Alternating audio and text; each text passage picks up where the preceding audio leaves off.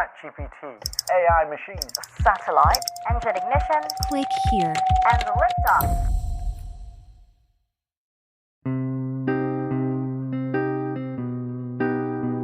From Recorded Future News and PRX, this is Click Here's Mic Drop, a longer listen to one of our favorite conversations of the week. I'm Dina Temple-Raston. Today, a story about a coder who built something powerful and then watched it slip from his control. Kuba Gretzky designed a hacking tool to help companies protect themselves, but when he released it to the public, it fell into the wrong hands. What happens when a tool meant to make the internet safer starts helping the bad guys make it more dangerous? So do you know the story of Frankenstein? Yes. Dr. Frankenstein? Do you ever worry that as you're doing this that you might accidentally be building a Frankenstein? Was the doctor killed by its creation, if I remember correctly? Yeah. Yeah. So I'm not focusing on your death so much, but at least I'm not worried about being killed by software. So yeah, that's good. It's alive! It's alive! Stay with us. Support comes from Dakota State University. What happens when you unite dynamic minds with one revolutionary vision? A rising force on the cutting edge of everything. From a little university on the prairie to a cyber powerhouse of the plains, we're proving the nation's best cyber can come from where you least expect it. Now, we're molding the future of cyber, AI, and quantum computing one graduate at a time. See what Dakota State University is building next at dsucyber27.com. Support for Click Here comes from Clean My Mac. If you're like me, your cloud drives are packed with files you don't actually need. Sync duplicates, old backups, random junk just gobbling up storage. Clean My Mac takes care of that with a new cloud cleanup feature. It connects to your accounts on iCloud, OneDrive, and Google Drive and scans to find large space wasters, both in cloud storage and on your device. And while my Mac health is apparently excellent, Clean My Mac found 8 gigabytes of junk on my computer and tons of duplicate downloads, and it removed a bunch of leftover applications I never use. Who knew? And this happens locally on my Mac, so my data stays safe. Clean My Mac has a whole suite of other features, too, including their Moonlight anti-malware engine. With just a click, the anti-malware tool scans and removes viruses, ensuring your Mac remains threat-free. Not everything deserves eternal storage, so why pay for it? Get tidy today with Clean My Mac. Try it free for 7 days and use the promo code CLICK to save an additional 20% on your purchase at cleanmymac.com. I'm Dina Temple-Raston, and this is Click Here's Mic Drop.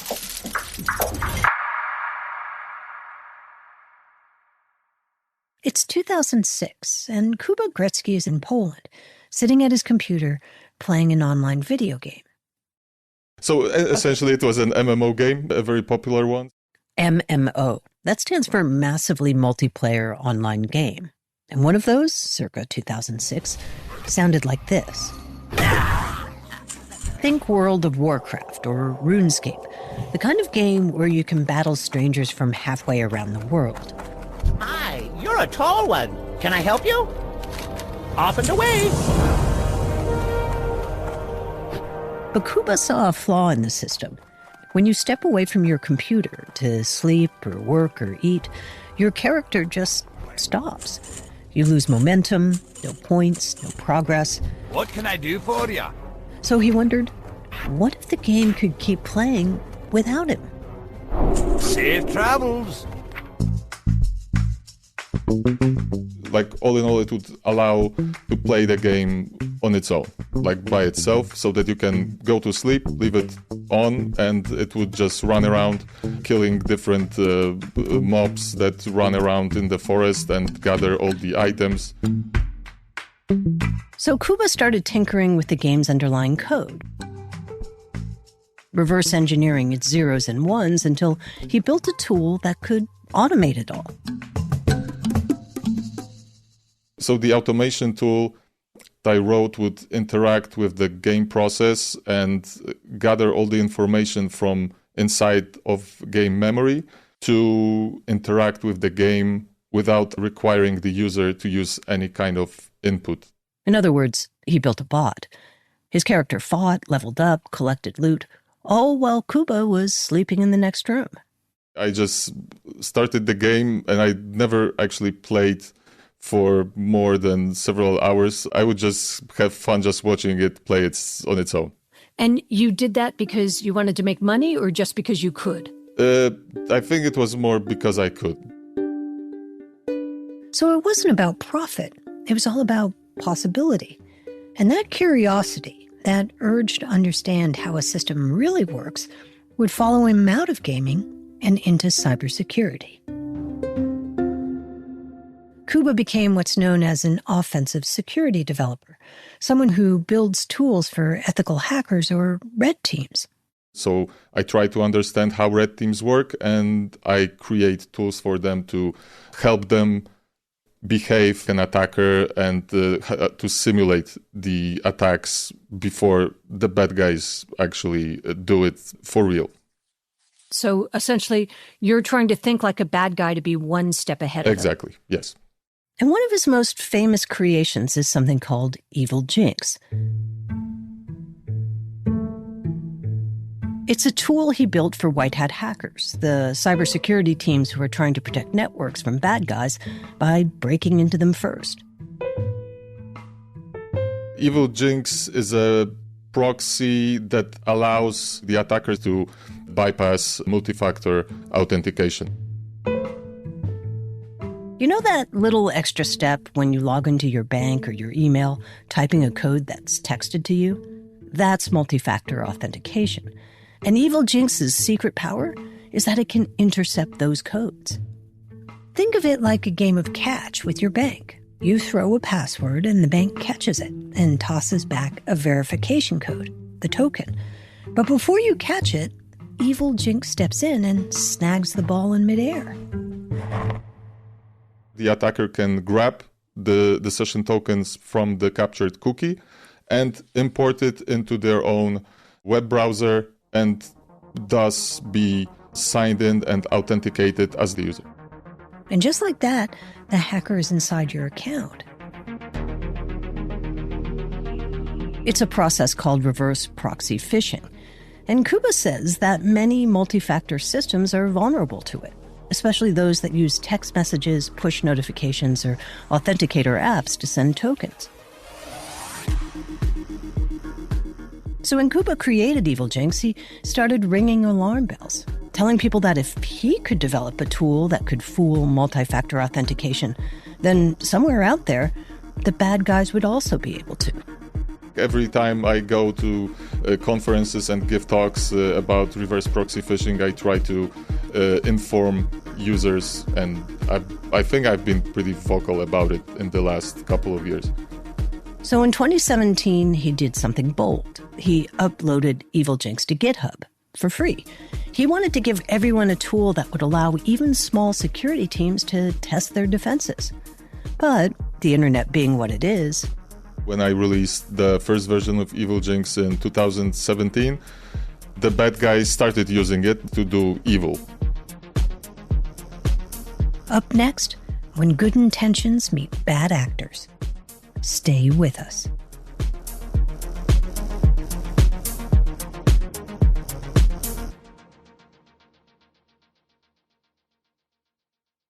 Support for Click Here comes from Claude AI.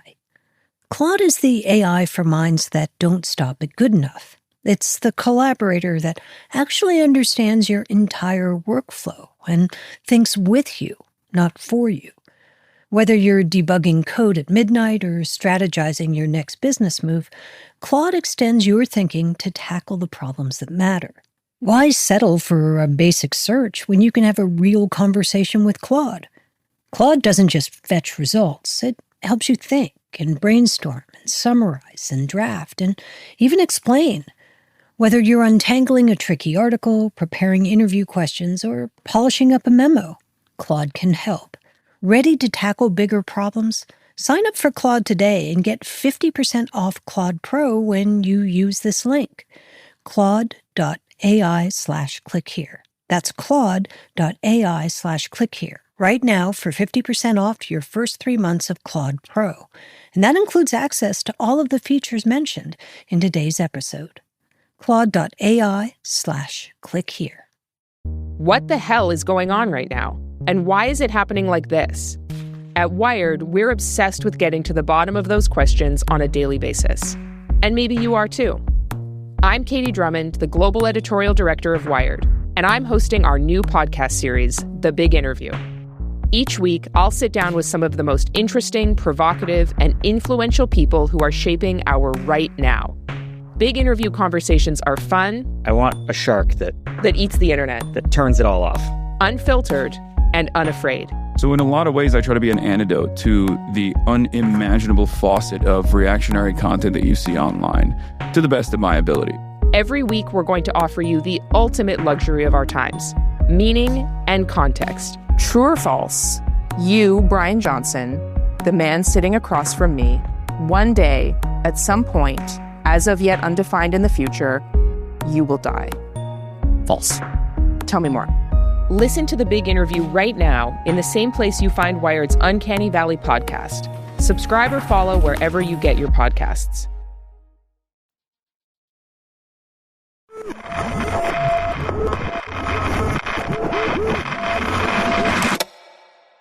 Do you remember the first time you saw Evilginx being used for bad instead of good? I remember this year it's been used from what I read in the reports by Microsoft by essentially Russian APTs. APT, Advanced Persistent Threat, nation-state hackers. In late 2023, a hacking group calling itself Scattered Spider broke into MGM resorts. A hacker group called Scattered Spider has claimed responsibility for the MGM hack. MGM is still having problems with systems because of the attack, including... The fallout was immediate. Hotel keycards stopped working. Slot machines froze in mid-spin. Guests couldn't cash out. The company said it lost over $100 million. Scattered Spider's members were a mix of hackers in the US and the UK, but investigators say the group has ties to Russian ransomware gangs. And one of their favorite tools? An Evilginx phishing kit. Then, later that year, another cyber gang, a Russian espionage outfit known as Volt Blizzard, started using that same tool. But they were targeting NGOs and defense groups helping Ukraine in its war with Russia. And they, too, were stealing emails and other sensitive data. So that was a pretty not fun thing to read. I felt especially bad that Russia is using it because I specifically would never want to aid this country because I'm like... I live in Poland. Like we have the bad history about what Russia is capable of. So giving them anything is something I would never actually want. To try to prevent that from happening, before Kuba released Evilginx out into the world, he stripped out its most dangerous features and even hid Easter eggs in the code so researchers could spot it in the wild. In the public version, I try to add this specific string of characters with every request made to the website that just indicates that Evilginx is being used. So that users that may be attacked can check and then they know that this connection is actually coming from Evilginx, so they can block it. It's similar to the way my mother-in-law shares her favorite cake recipe. She leaves one ingredient out. The cake made with the full recipe is the one that is being sold privately to red team companies. That full recipe for red teams is Evilginx Pro, the paid version Kuba sells only to vetted security firms. It is basically like a pro version of Evilginx. So it's Evilginx Pro, and this is already out, available for red team companies to purchase. Which I also do all the vetting and verification if someone is really working for a legitimate company. Yes, exactly. Still, the public version stays online for anyone to download, and that decision weighs on him.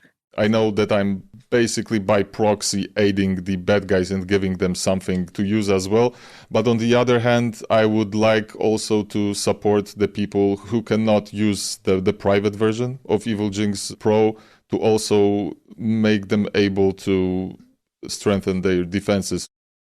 And in the process, search for vulnerabilities in places they hadn't considered before.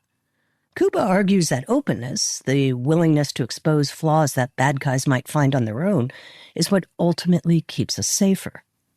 By actually being open about the methods that can be used, attackers can hack people and steal information, because otherwise they would just be sitting in the dark and just waiting for the attacks to happen without anyone knowing the technique is actually out there.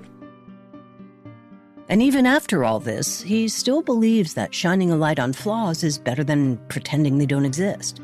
And maybe he's right, even if that light sometimes spills into the wrong places. Security, after all, isn't one person's responsibility. It's a chain. And every link, from the coder to the company to the person who clicks the link, has to hold fast. It's messy, it's human. And for now, that might be the most honest kind of security we've got.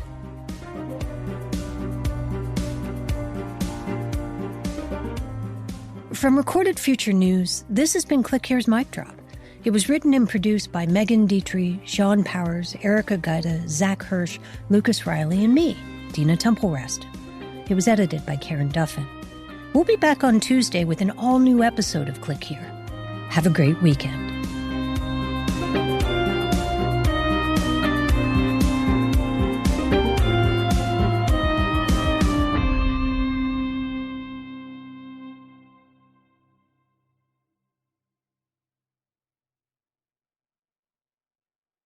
Looking for more of the cybersecurity and intelligence coverage you get on Click Here? Then check out our sister publication, The Record, from Recorded Future News.